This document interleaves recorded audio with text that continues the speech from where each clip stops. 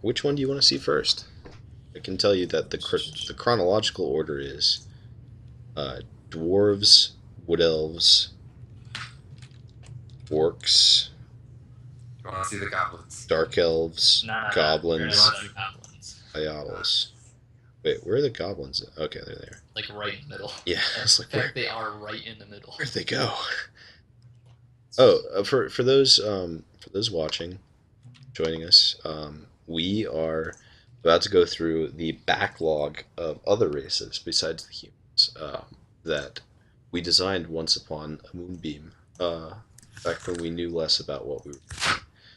And this will be sort of a what not to do stream or design. All of the bad mistakes that we made, all of the lessons that we learned, all of the hours that we spent should help you, the viewer, to not make the same mistakes. I don't know how many times I've said mistakes, but there were a lot made, so it's probably not enough. Um, so since Logan is our newest design club team member, I can't wait to be my own club. uh, which race would you like to survey first? Like I said, I would like to start with goblins. Goblins. Okay. Definitely. The thing to know about goblins is that when we were doing them, and I may have gone through fairly recently and marked things to. Okay, maybe I didn't on the goblins, but when we were doing goblins, we thought of them as being the funny class or a funny race where everything was just a little bit absurd and people who wanted to do something more wacky could go to. And so all of the mechanics were rather intentionally over the top compared with what we had been doing. And unfortunately, that results in some sort of strange design decisions and complications. But, but anyway, we can start with the first class, which was the Splicer, and he's like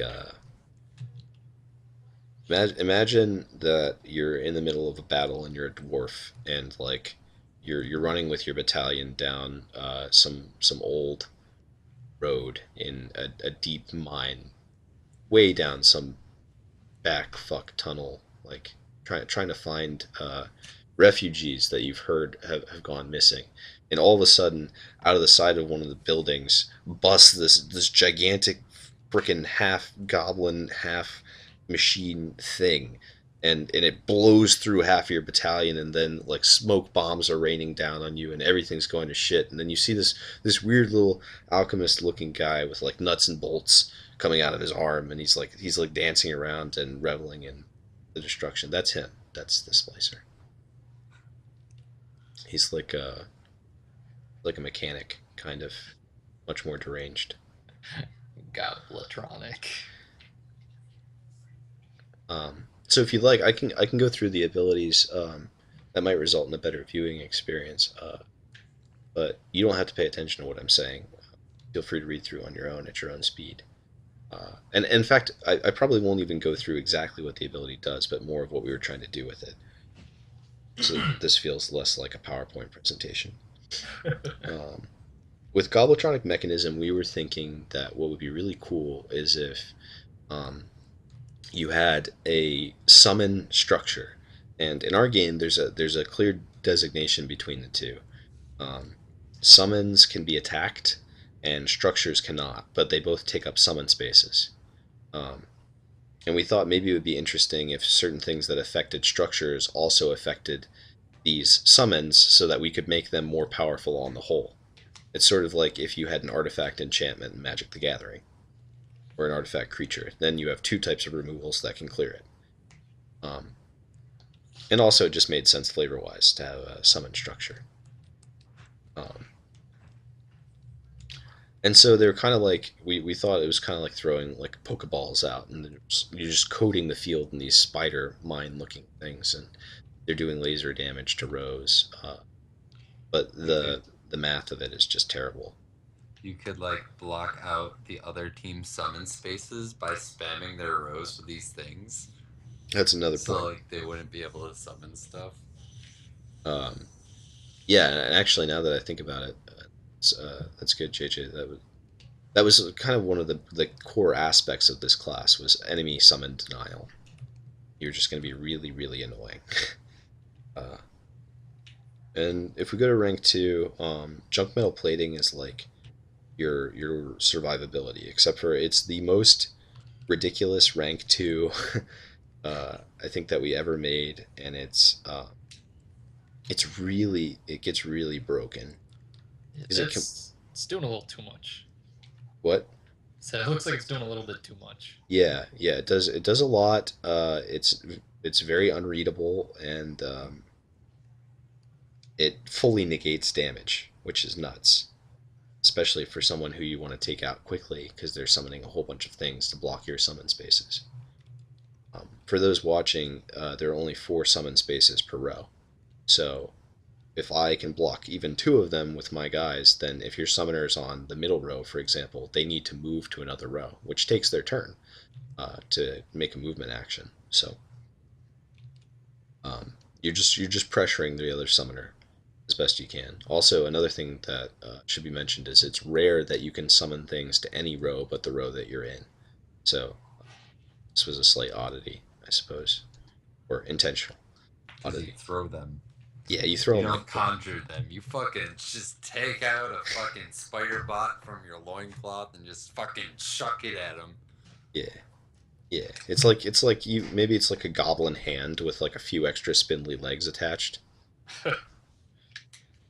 There are all sorts of cool art things for this class, and I think that the core concept of the class is good enough that we can go back and change a few things and make it interesting still.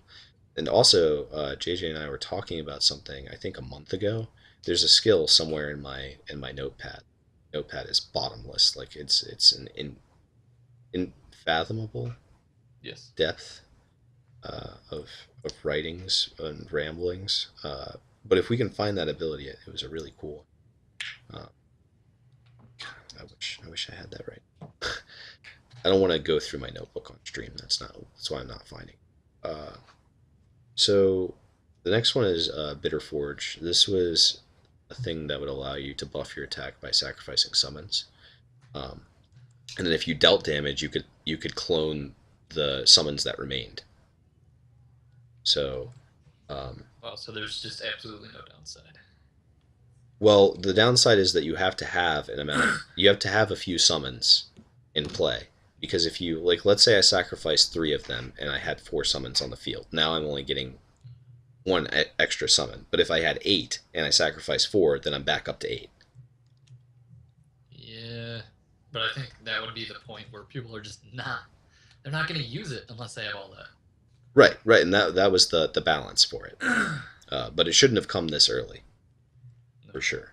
It doesn't need to be this early, and I think that's the mistake. Is like that could have been a rank 7 or a rank 5 or something that worked off of you having amassed a whole bunch of summons, but we've given you no way of doing so at this point, except for to cast a 10 mana spell each turn.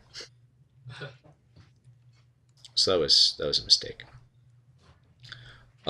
Assembly, I don't know what assembly did. Oh, assembly should have come at rank 3 if we were going with Bitter Forge as being early in the kit. This is the thing that lets you get out a whole bunch of Goblitronic mechanisms. And also kind of hurt enemy summons, but that last bit didn't really, like, successfully dealing damage and dealing direct damage to summons thing doesn't need to be there. Feels really strange that it is. Yeah. Yeah. Engineered resistance was, in combination with junk metal plating, one of the things that made this class broken good. Well, actually, it just made it even clunkier because what you wanted to be doing you couldn't do, and the damage that you would be taking to prevent you from doing what you wanted to do, you couldn't take. So, it's weird. Yeah, I'm sorry if I like sound pessimistic. I'm trying to be excited about this, but I don't want to make it seem too good to people. Like this is not what you should be doing. You should be looking at where the abilities come in the kit so that the next sequential ability makes more sense, is better, is more interesting for the ability that came before it. and there's just a clear um, issue with the sequencing for the second four abilities, or after the first ability, the next four abilities are just wrong. That's something that you learn as you do hundreds of these. Um, so Harbinger of Parts let you clone your mechanisms. I came up with the name. You did. It's a good name. Yes, yes, it is. The R sounds are very pretty together.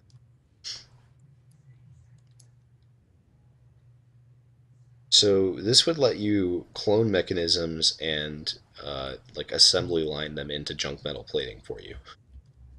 And it had no cost. And it doesn't even say if it's.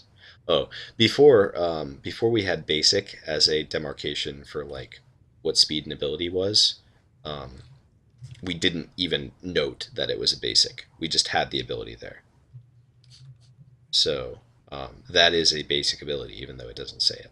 So there's actives and Actives and it's just a regular ability. That's what we used to call them, is regular abilities. But we didn't want to put the word regular after it, which was stupid. But that was another mistake. That's something else. Like when you're going through, if you're doing design, the thing that you want to be is as kind to your reader as possible, because no one wants to read your shitty blueprints ever. Like no one wants to do that. What they want to do is see a game and play through a game in their head as quickly as they possibly can. The easiest way to do that is remove the questions. If they would have to ask you if it's a basic ability, then you've written it wrong. So synchronize lets you cast Bitter Forge for free each turn, or as a free active each turn. So that means you could cast Bitter Forge twice. Once as an active and then once as a free active with Synchronize, which is rough. And then you can attack multiple targets with the Bitter Forge thing. So you sacrifice a swath of minions and then just hammer 3 people, was what we were thinking would be cool. But the problem is that, like, while it's an interesting identity to have a summoner that uses their summons to buff their damage and hit you, what you're really doing is you're trying to, at least with the implementation that we used, you're trying to take a melee and um,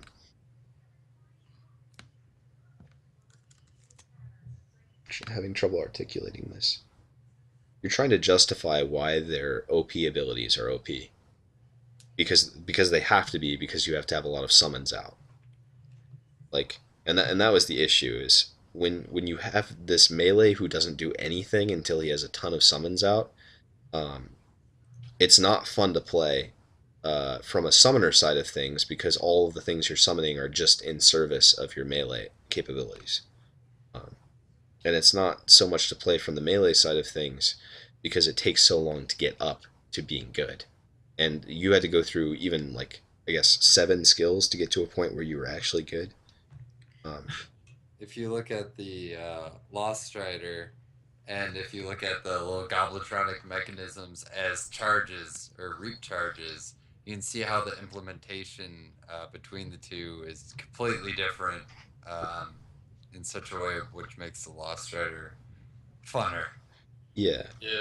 yeah, like you'd have to have way more than 3 Goblitronic mechanisms, and it would cost you mana to get them to be a good melee. For the Lost Strider, as long as you're staying in the same place, you're getting a reap stack, and those You reap get 'em- stacks are.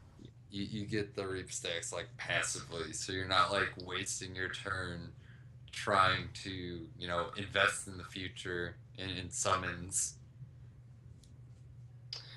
And I think that's the core issue with this class, is there's a conflict of identity that doesn't get resolved until too late, and once it is resolved, it's no fun to play against. It wants to be tanky, it wants to do a ton of damage, and it wants to summon things. And any of those identities would be interesting on their own. And having to make all 3 work within the space of 10 abilities and balance them was something that we weren't able to do at that point in time. I'm just glad that we didn't ship the game with these abilities. Yeah. So rank 9, oh sorry, rank 8 Goblitronic Armada upgrades your Goblitronic mechanisms. That should have been happening at rank 7 if it was going to happen. And I'm not even convinced that you need to be upgrading those things. One, because they're not a ton of fun to play with, and no one wants to read through exactly what they do. Like, I'm even having trouble looking at it. Um, and two, because the Goblitronic mechanisms are like your currency, you know, and you don't want to make your currency better because then you're conflicted about. I mean, you can make your currency better, and then the player has to make a choice: do I want to sacrifice these things, or do I want to keep them on the field? But it's just clear to the player that the thing that's being upgraded is no better being upgraded than it is as currency. Scrapyard salvage. Anytime you fill 2 rows with summons, you get a stack of junk metal plating. So what you could do is you could sacrifice 2 Goblitronic mechanisms in separate rows and then put 2 back down. Or if you were really canny, you could have all of the rows filled with your Goblitronic mechanisms and then sacrifice 6 of them and then refill those 6 and just have an enormous amount of junk metal plating. If no summoners were on the field, basically you became unkillable. Um, and that was wrong. uh, Yes. and then It's Alive lets you become immortal, basically.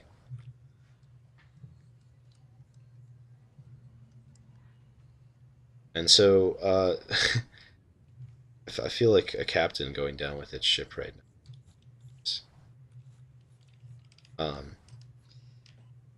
The only real weakness built into this kit is if they can kill your summons. And that's too much of a weakness for it to be operating. So what we learn from the Splicer, going back and looking at it, is how not to do a summoner class, how not to do a melee class, and how not to make tankiness uninteresting.